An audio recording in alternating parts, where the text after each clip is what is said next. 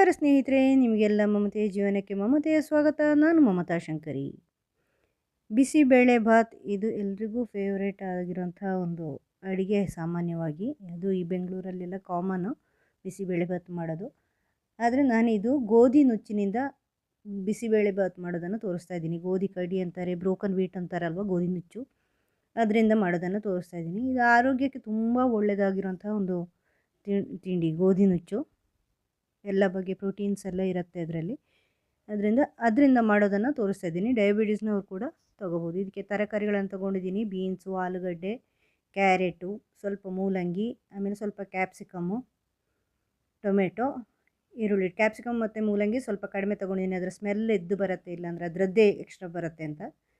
ಆಮೇಲೆ ಈರುಳ್ಳಿ ಒಂದನ್ನು ಹೆಚ್ಚಿ ಇಟ್ಟಿದ್ದೀನಿ, ಒಟ್ಟಿಗೆ ಸೇರಿಸ್ಕೊಂಡಿದ್ದೀನಿ. ಇದಕ್ಕೆ 1 ಗ್ಲಾಸ್ ತೊಗರಿಬೇಳೆ ತೊಗೊಂಡಿದ್ದೀನಿ. ಅಷ್ಟು ತರಕಾರಿ ಜೊತೆ 1 ಗ್ಲಾಸ್ ತೊಗರಿಬೇಳೆ. ಆಮೇಲೆ ಗೋಧಿ ನುಚ್ಚು 1.5 ಗ್ಲಾಸ್ ತೊಗೊಂಡಿದ್ದೀನಿ. ಗೋಧಿ ಕಡಿ ಅಂತಾರಲ್ವ, ಏನು ಬ್ರೋಕನ್ ವೀಟ್ ಅಂತಾರೆ ಇಂಗ್ಲೀಷಲ್ಲಿ. ಬ್ರೋಕನ್ ವೀಟ್ ಅಂತ ಸಿಗುತ್ತೆ, ನೀವು ಹೊರಗಡೆ ಅಂಗಡಿಯಲ್ಲಿ ಕೇಳಿದರೆ ಸಿಗುತ್ತೆ ಗೋಧಿ ನುಚ್ಚು. ಇದು ತುಂಬ ಆರೋಗ್ಯಕ್ಕೆ ಒಳ್ಳೆಯದಾಗಿರೋಂಥ ಫೈಬರ್ ಇದೆ, ವಿಟಮಿನ್ಸ್ ಇದೆ, ಎಲ್ಲ ತುಂಬ ಇದೆ. ಡಯಾಬಿಟಿಸ್ನವ್ರಿಗೆ ತುಂಬ ಒಳ್ಳೆಯದು. ವೆಯ್ಟ್ ಲಾಸ್ ಮಾಡೋಕ್ಕೂ ತುಂಬ ಒಳ್ಳೆಯದು. ಇದರಲ್ಲಿ ಇದು ಕಡಿಮೆ ಆಗುತ್ತೆ. ವೆಯ್ಟ್ ಲಾಸ್ ಮಾಡಬೇಕು ಅನ್ನೋರು ಇದನ್ನು ಅಡುಗೆ ಮಾಡಿಕೊಂಡು ಊಟ ಮಾಡ್ಕೋಬೋದು. ಗೋಧಿ ನುಚ್ಚನ್ನು ತುಂಬ ಒಳ್ಳೆಯದು ಆರೋಗ್ಯಕ್ಕೆ. ಇದನ್ನು ಉಪಯೋಗಿಸ್ಕೊಂಡು ಈಗ ಬಿಸಿಬೇಳೆ ಭಾತ್ ಮಾಡೋದು. ಇದು ಮೂರನ್ನು ನಾನು ಇದು ಕುಕ್ಕರ್ ತಟ್ಟೆಯಲ್ಲಿ ಇಟ್ಕೊಂಡಿದ್ದೀನಿ. ಅಲ್ಲಿ ತರಕಾರಿ ಮತ್ತು ತೊಗರಿಬೇಳೆ. ತೊಗರಿಬೇಳೆ ಕಡಿಮೆ ಇದ್ದರೆ ಒಟ್ಟಿಗೆ ಬೇಯಿಸ್ಕೋಬೋದು ತರಕಾರಿ ಮತ್ತು ತೊಗರಿಬೇಳೆನ. ಇದು ಜಾಸ್ತಿ ಇರೋದ್ರಿಂದ ಬೇರೆ ಬೇರೆ ಬೇಯಿಸ್ಕೊಳ್ತಾ ಇದ್ದೀನಿ. ತರಕಾರಿಗೆ ನೀರು ಹಾಕಿ ಮಿಕ್ಸ್ ಮಾಡಿ, ತರಕಾರಿ ಮುಳುಗುವಷ್ಟು ಇಟ್ಕೊಂಡ್ರೆ ಸಾಕು, ಬೇಯುವಷ್ಟು. ಹೆಚ್ಚು ನೀರು ತರಕಾರಿಗೆ ಸೇರಿಸ್ಬೇಕಾಗಿಲ್ಲ. ಮತ್ತು ಬೇರೆ ಮುಂದೆ ತೊಗರಿಬೇಳೆ ಮತ್ತು ನುಚ್ಚಿಗೂ ಸೇರಿಸ್ತೀವಲ್ವ, ಗೋಧಿ ನುಚ್ಚಿಗೂ. ಈಗ ತರಕಾರಿ ಜೊತೆ ಸ್ವಲ್ಪ ಒಣ ಬಟಾಣಿ ನೆನೆಸಿ ಇಟ್ಕೊಂಡಿರೋದನ್ನು ಹಾಕಿದ್ದೀನಿ. ಮೊದಲೇ ನೆನೆಸಿ ಇಟ್ಕೊಂಡಿದ್ದೀನಿ ನಾನು ಒಂದು 8 ಗಂಟೆ ಒಣ ಬಟಾಣಿ. ಹಸಿ ಬಟಾಣಿ ಇದ್ದರೆ ಹಸಿ ಬಟಾಣಿ ಹಾಕ್ಕೊಳ್ಳಿ. 1.5 ಚಮಚದಷ್ಟು ಉಪ್ಪು ಹಾಕ್ಕೊಂಡಿದ್ದೀನಿ ರುಚಿಗೆ ತಕ್ಕಷ್ಟು. ಮತ್ತು ಕಡಿಮೆ ಆದರೆ ಆಮೇಲೆ ಹಾಕ್ಕೋಬೋದು. ಈಗ ಬೆಲ್ಲನೂ ಸ್ವಲ್ಪ ಸೇರಿಸ್ಕೊಂಡಿದ್ದೀನಿ, ಒಂದು ಸಣ್ಣ ತುಂಡು, ಅದು ರುಚಿಗೆ ತಕ್ಕಷ್ಟು.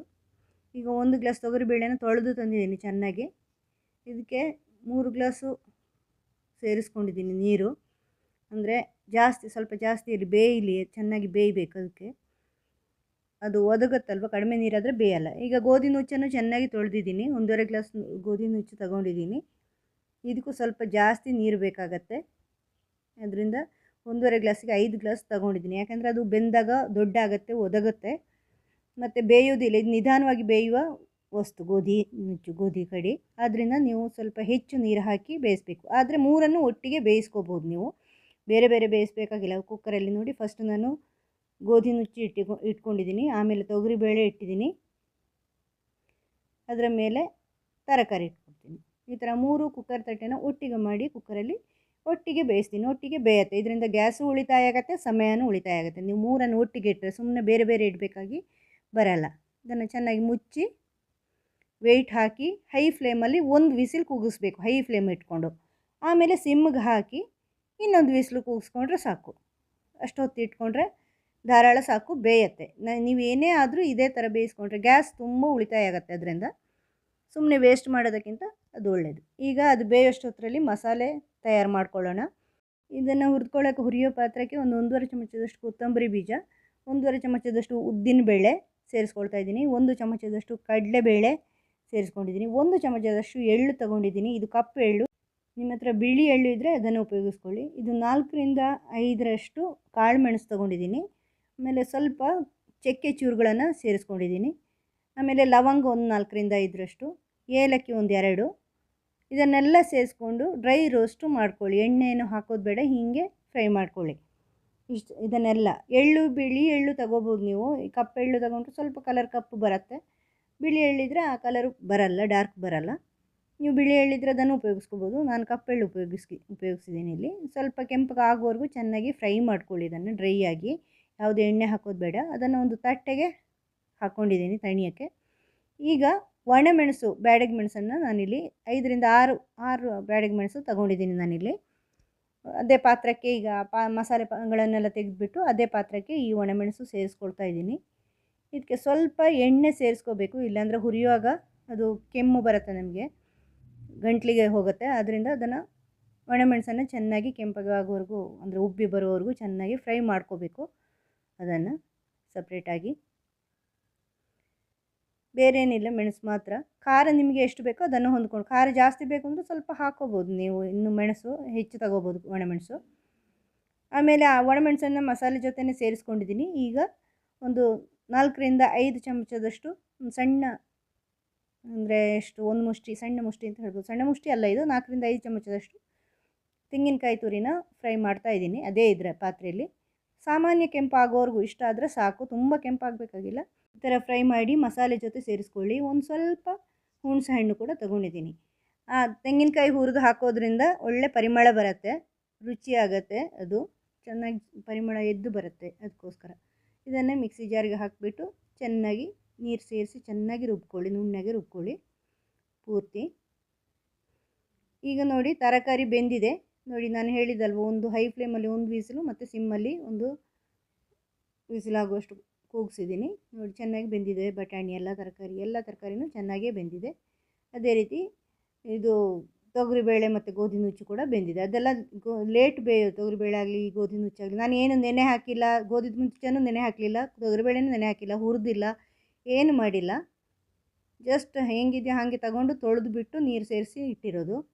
ಚೆನ್ನಾಗಿ ಬೇಯುತ್ತೆ, ಒಂದೇ ವಿಸಿಲಲ್ಲಿ ಬೇಯುತ್ತೆ. ಸುಮ್ಮನೆ 4, 5, 6, 7 ವಿಸಿಲು ಅಂತ ಕೂಗ್ಸೋದು, ಸ್ಟೀಮ್ ಬರುತ್ತೆ ಹೋಗುತ್ತೆ ಅಷ್ಟೇ, ಗ್ಯಾಸ್ ವೇಸ್ಟ್ ಅದರಿಂದ.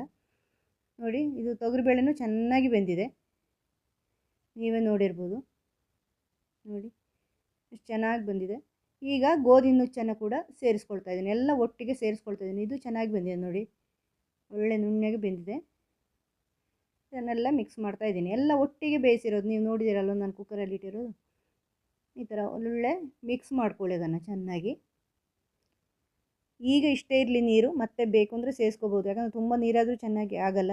ನಾವು ಹುರಿದಿರೋ ಮಸಾಲೆ ರುಬ್ಬಿ ಇಟ್ಕೊಂಡಿದ್ದೀವಲ್ವ, ಅದನ್ನು ಕೂಡ ಈಗ ಸೇರಿಸ್ಕೊಳ್ಳೋಣ. ಇದಕ್ಕೆ ರುಬ್ಬಿರೋ ಮಸಾಲೆ, ತೆಂಗಿನಕಾಯಿ ಜೊತೆ ಬೇರೆ ಮಸಾಲೆಗಳೆಲ್ಲ ರುಬ್ಬಿದ್ದೀವಲ್ಲ ಅದನ್ನು ಸೇರಿಸ್ಕೊಳ್ತಾ ಇದ್ದೀನಿ ಮಿಕ್ಸಿ ಜಾರಿ ತೊಳೆಸ್ಬಿಟ್ಟು ಸ್ವಲ್ಪ ಸೇರಿಸ್ಕೊಳ್ಳಿ. ಆವಾಗ ನೀರು ಎಷ್ಟು ಬೇಕು ಅಂತ ಗೊತ್ತಾಗತ್ತೆ. ಇನ್ನು ಬೇಕು ಅಂದರೆ ಇನ್ನೊಂದು ಸಾರಿ ಮಿಕ್ಸಿ ಜಾರಿಗೆ ನೀರು ಹಾಕ್ಕೊಂಡು ಸ್ವಲ್ಪ ನೀರು ಸೇರಿಸ್ಕೊಳ್ಳಿ.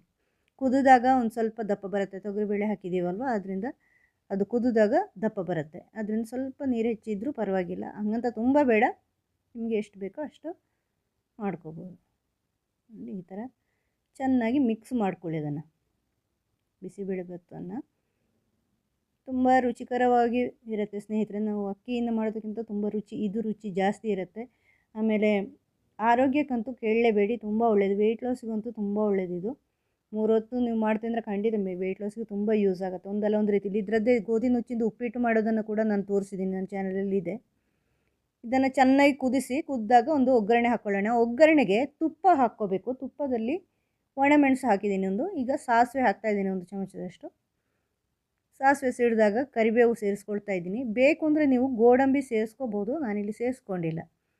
ಕರಿಬೇವು ಹಾಕ್ಕೊಂಡು ಒಗ್ಗರಣೆ ಹಾಕ್ಕೊಂಡ್ರೆ ಆಯಿತು. ಅದು ಚೆನ್ನಾಗಿ ಕುದಿದಿರಬೇಕು.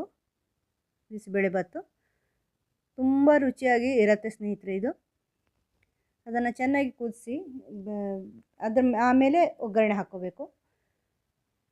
ತುಂಬ ರುಚಿಯಾಗಿರುತ್ತೆ ಇದು, ನೀವು ಮಾಡಿ ನೋಡಿ. ಇದನ್ನು ಮಿಕ್ಸ್ಚರ್ ಜೊತೆ ಅಥವಾ ಬೂಂದಿ ಜೊತೆ ಸೇರಿಸ್ಕೊಂಡು ತಿಂದರೆ ತುಂಬ ಟೇಸ್ಟಿ ಇರುತ್ತೆ. ಆರೋಗ್ಯ ಅಂತೂ ತುಂಬ ಒಳ್ಳೆಯದು, ಆರೋಗ್ಯಕ್ಕೆ. ಡಯಾಬಿಟಿಸ್ನವ್ರಿಗೂ ಒಳ್ಳೆಯದು, ನಾರ್ಮಲ್ ಇರೋರಿಗೂ ಒಳ್ಳೆಯದೇ, ವೆಯ್ಟ್ ಲಾಸ್ ಮಾಡೋರಿಗೂ ಒಳ್ಳೆಯದೇ. ಅದರಿಂದ ನೀವು ಮಾಡಿ ನೋಡಿ. ಮುಂದಿನ ವೀಡಿಯೋದೊಂದಿಗೆ ಭೇಟಿ ಹೋಗೋಣ. Thank you.